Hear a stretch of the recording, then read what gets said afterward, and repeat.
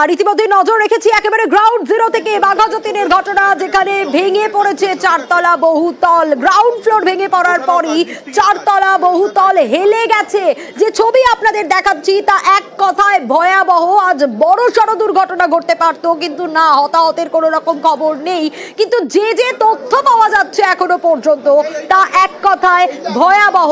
আর এই ঘটনার পর থেকে পুলিশ প্রমোটারের খোঁজ চালাচ্ছে। এখনো পর্যন্ত প্রমোটারকে খুঁজে পাওয়া যায়নি। প্রমোটার পলাতক বলে জানা যাচ্ছে।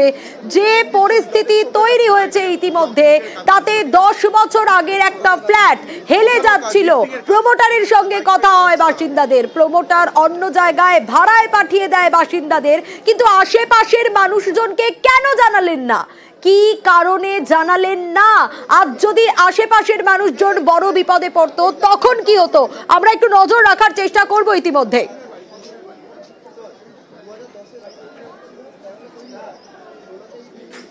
ছিল না, যার জন্য তো আমরা তো বউ কালকে চলে গেছে এখান থেকে।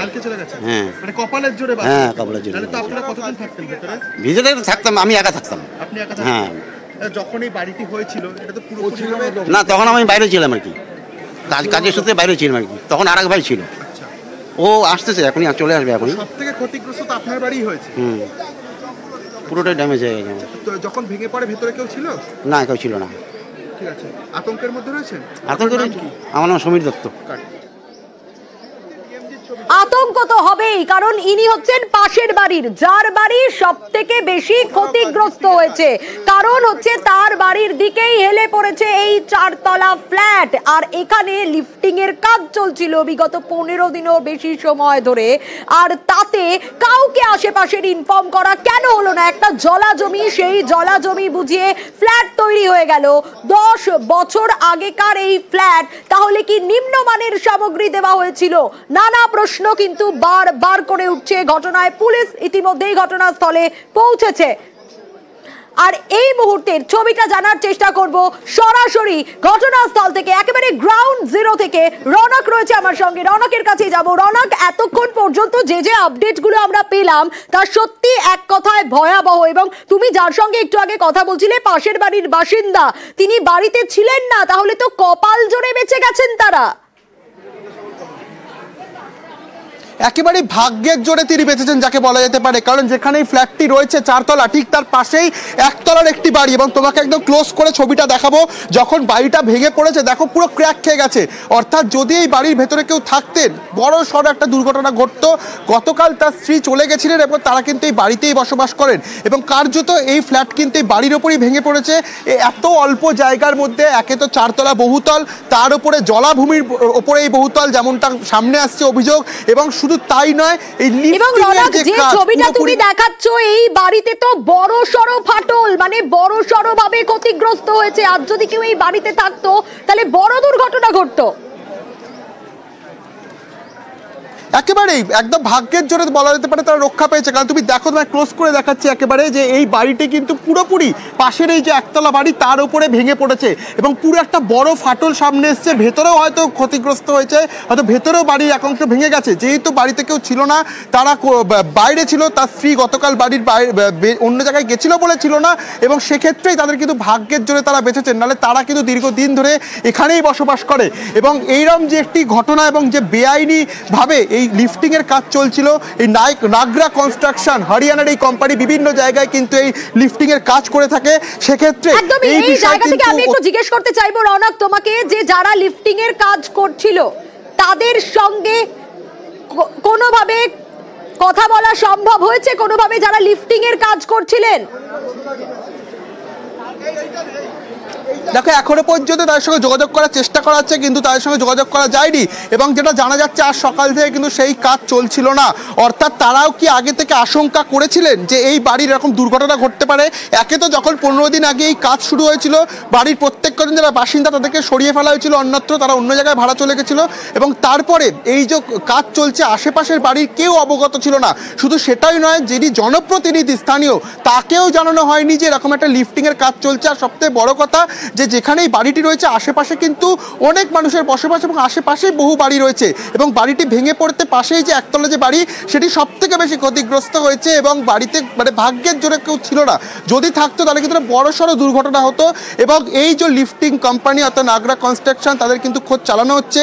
এবং স্থানীয় বিধায়ক যেটা জানালেন যে স্থানীয় প্রমোটার, তার সঙ্গে যোগাযোগ করার চেষ্টা হলো, যে এই বাড়িটি করেছে যোগাযোগ করা যাচ্ছে না। প্রমোটার কিন্তু এখনো পলাতক। লিখিত অভিযোগ জানানো হয়েছে যে এই জলাশয়ের ওপরে একটা অভিযোগ আসছে যে প্রাথমিকভাবে জলাশয়ের ওপর এই ফ্ল্যাটটি তৈরি করা হয়েছিল, এবং আগে থেকে দেখা যাচ্ছিল যে ফ্ল্যাটটি একটা অংশ ধীরে ধীরে হেলে যাচ্ছে। যখনই সেটা লক্ষ্য হয়। রনক সঙ্গে থাকো, আমার সঙ্গে দুই প্রতিনিধি রয়েছে, রনককে সঙ্গে থাকতে বলবো। পারাদীপ রয়েছে এই মুহূর্তের ছবিটা একেবারে গ্রাউন্ড জিরো থেকে তুলে ধরবে। পারাদীপ,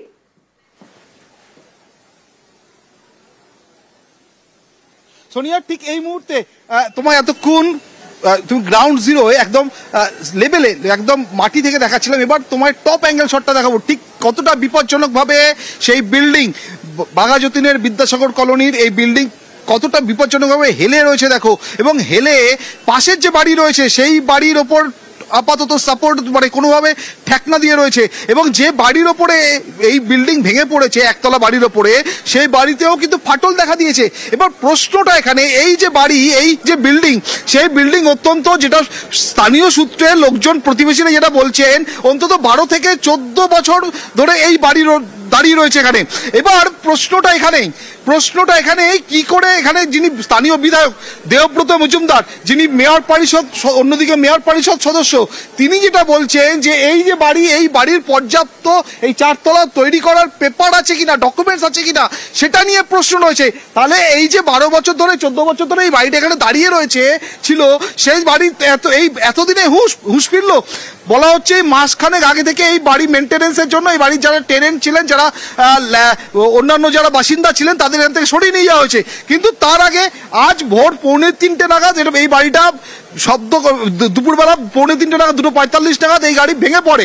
কিন্তু এই সেই মুহূর্তে বাড়িতে কেউ ছিলেন না, কিন্তু পাশে যে বাড়িগুলো ছিল, যে বাড়ির উপর ভেঙে পড়েছে, যদি এটা এখন অর্ধেকটা হেলে রয়েছে, যদি পুরোটা ভেঙে পড়ার একটা সম্ভাবনা ছিল, সেইভাবে যদি ভেঙে পড়তো তাহলে এখানে প্রাণহানির আশঙ্কাও কিন্তু থেকে যেত।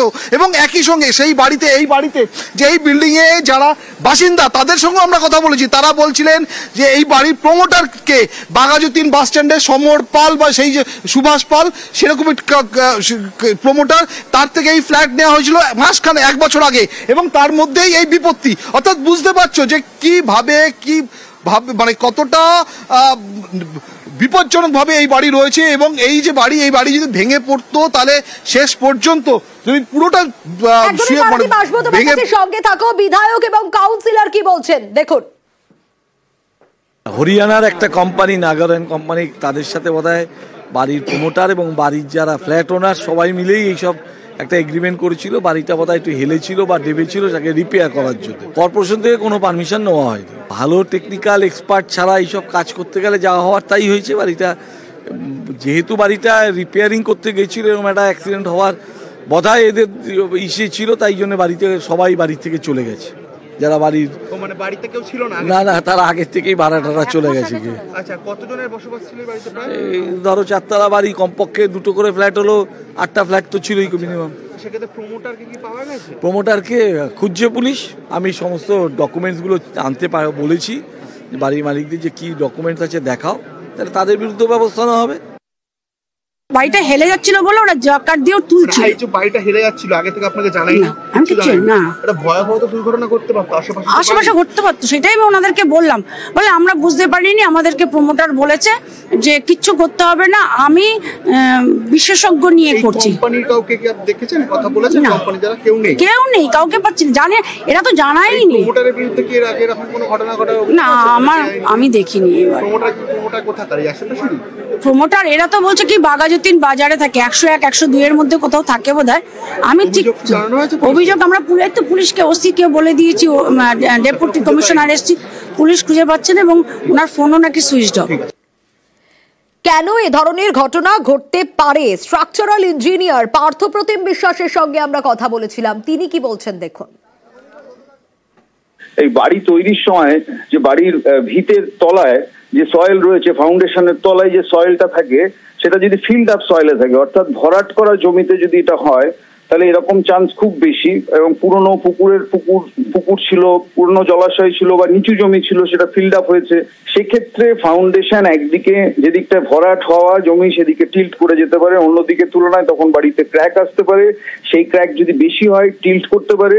আর একটা হয় যে খুব ঘিঞ্জি বাড়ি, যদি একটা বাড়ি আর একটা বাড়ির গা ঘেঁষে থাকে এবং যদি খুব নরম মাটির উপর তৈরি হয়ে থাকে ফিল্ড আপ সয়েলে, সেখানে এই বাড়ি কাত হয়ে পড়ে যাওয়া, টিল্ট করার প্রবণতা বাড়তে থাকে। কারণ দুটো বাড়ির মাঝখানের ব্যবধান যদি খুব কম হয় তখন একটা বাড়ির ফাউন্ডেশনের প্রেসার অন্য বাড়ির সাথে ওভারল্যাপ করতে থাকে। সাবসয়েল যদি উইক হয়, এমন সম্ভাবনাময় সিচুয়েশনে যদি সেখানে বাড়ির মশলা মানে সেখানে যদি লোহাতে স্টিলে কম্প্রোমাইজ করা হয়, সেখানে যদি সিমেন্টে কম্প্রোমাইজ করা হয়, ফাউন্ডেশন ডেপথে কম্প্রোমাইজ হয়, ফাউন্ডেশন সাইজে কম্প্রোমাইজ হয়, তাহলে কিন্তু এই টিল্ট করার প্রবণতা আরো বাড়বে বা ফেটে যাওয়ার প্রবণতা আরো বাড়বে, বিপদ আরো বাড়ে।